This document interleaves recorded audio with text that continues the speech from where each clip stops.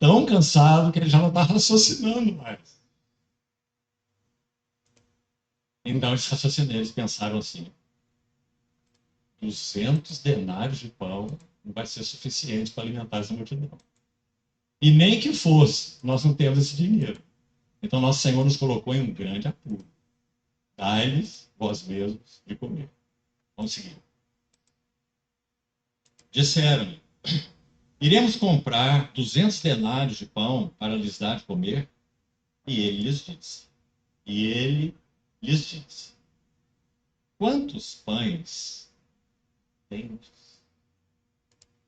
Vocês estão percebendo? Porque tem uma colocação espiritual interessantíssima aí. Tinha uma multidão, a multidão estava com fome e foi dito alguma coisa por parte dos discípulos. Ele virou para os discípulos e falou: dá para eles de comer. Espiritualmente, o que quer dizer hoje? É o desejo que nós temos aqui de dar Cristo a vocês, a nós, para comermos de Cristo e bebermos de Cristo. Porque isso é espiritual. Por que a gente come e bebe? Porque a gente necessita para a vida. Para a vida humana, nós comemos um alimento, tomamos líquido, água. Senão a gente não sobrevive. Na vida espiritual, nós temos que comer e beber de Cristo. Senão, nós não temos vida espiritual. Vamos fazê-lo? Nascer de novo. Nascer em quem? Em Cristo. Viver em Cristo. Cristo vive em nós. O Espírito Santo habita no meu coração. Onde eu vou, o Espírito Santo está junto, está me guiando. Me guiando para onde? Para ser imagem e semelhança de Cristo. Simples assim. E de ver. E sabendo, eles responderam: 5 pães e 2 peixes. Então ele lhes ordenou que Esse todos milagre dos pães, anote aí, é muito legal. Fica ouvindo. se sentassem em grupos sobre a relva verde. E o fizeram repartindo-se em grupos de 100 em 100 e de 50 em 50. Ou seja, Cristo pediu para separar, e lá estavam os discípulos. Ele perguntou o que os discípulos têm para comer. Eles falam lá os pãezinhos, os peixinhos. E aí, o que acontece? Tomando ele os 5 pães e os 2 peixes, erguendo os olhos ao céu, observe cada frase, os abençoou e partindo os pães, deu-os aos discípulos para que eles. Não vejo o sentido espiritual. Quando você nasce de novo, nasce em Cristo, Cristo está em você, ele agora ele dá, ele que está em você, o pão para você dar espiritualmente para os outros. Amor ágape, amor sem retorno, amor sem retribuição.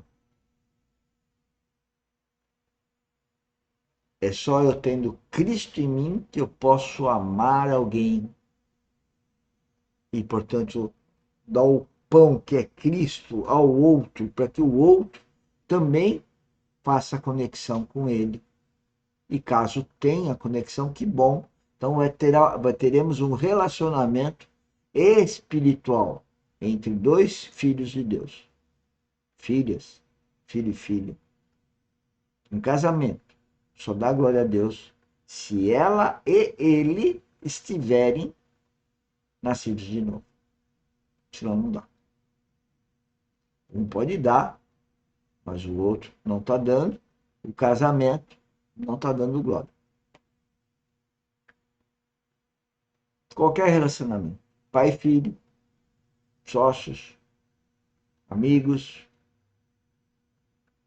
ou nós temos os dois novos nascidos, ou os dois têm uma vida espiritual, ou não há um relacionamento que no plano horizontal pode estar maravilhoso, mas ele não sobe para o plano vertical. Esse é o objetivo da academia, é advertir e vivenciar a vida espiritual, treinar a vida espiritual. Distribuíssem. Aí, ele pegou e separou para os discípulos e falou: agora vocês vão e distribuam. Qualquer discípulo vai falar assim: mas como? Vê o que vai acontecer. E por todos repartiu também os 2 peixes. Todos comeram e se fartaram, e ainda recolheram 12 cestos cheios de pedaços de pão e de peixe. Ou seja, os peixes e os pães se multiplicaram. Essa é a ideia do novo nascimento. É Cristo se multiplicar. Quando Cristo fala que vai ascender aos céus e vai derramar o Espírito Santo, é exatamente para Cristo se multiplicar. E que é a igreja de Cristo, a noiva de Cristo, é o corpo de Cristo, que está sendo formado desde há 2000 anos atrás. Comeram dos pães, eram 5.000. Algumas coisas importantes aqui, então, ligadas a esse assunto do serviço da palavra, do ministério da palavra. Meus irmãos, pães representam o quê? Pães não nascem na natureza, né? O pão não.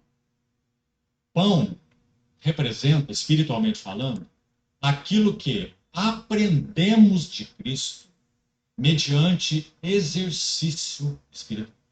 Apreendemos, assimilamos, mediante um exercício espiritual, vida espiritual. Esse é o nosso objetivo.